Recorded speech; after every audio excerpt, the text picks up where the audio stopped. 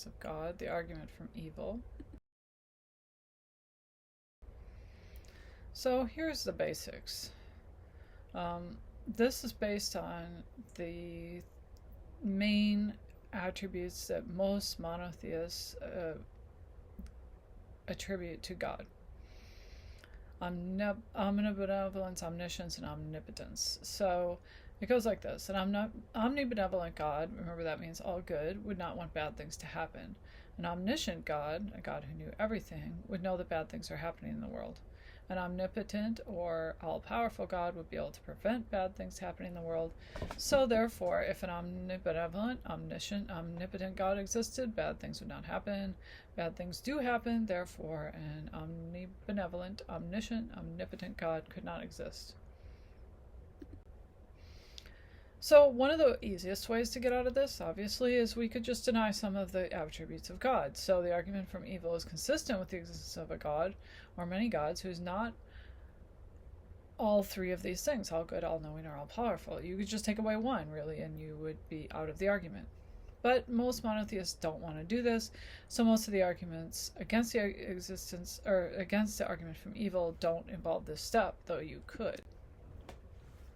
Instead, most of the objections to the argument involve something like this. So the idea of instrumental evil is to be contrasted with the idea of intrinsic evil. So intrinsic evil is something that's just bad in itself. Like, it's just bad, there's nothing good about it.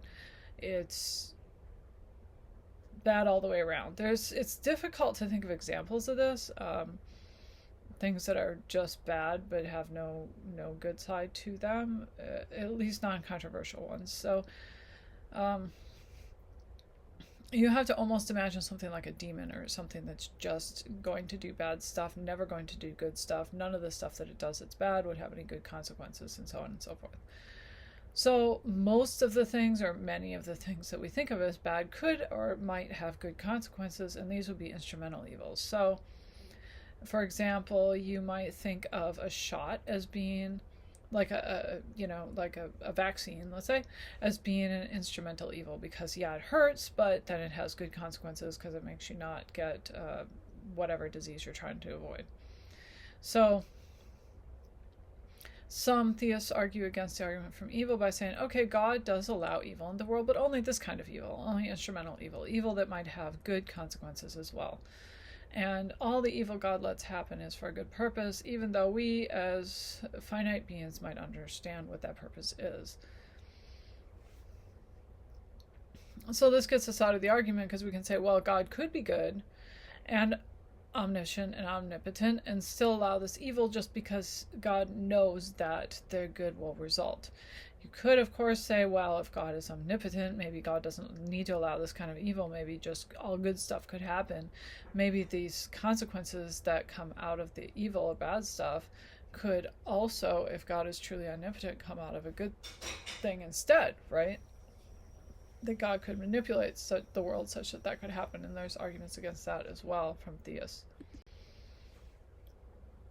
And that sort of leads us into this idea that critics have pointed out, that the amount of suffering of innocent creatures in the world makes it kind of hard to accept that a perfectly good being would allow the world to operate in this way. So, the suffering of children, let's say, or innocent children, or animals, or, cute little bunny rabbits, it's hard to really justify a good consequence based on that. And remember, when we were talking about utilitarianism, we thought about some of this stuff, that okay, yeah, it might make more happiness, but is it really worth torturing somebody for, even if everybody else is going to be more happy as a result? And lots of stuff in the world is like this. We wouldn't normally consider many of the bad events in the world to be justified for any reasons that we could understand. And of course, the theists can come back and say, well, we just have a finite understanding. That's one way to go with it.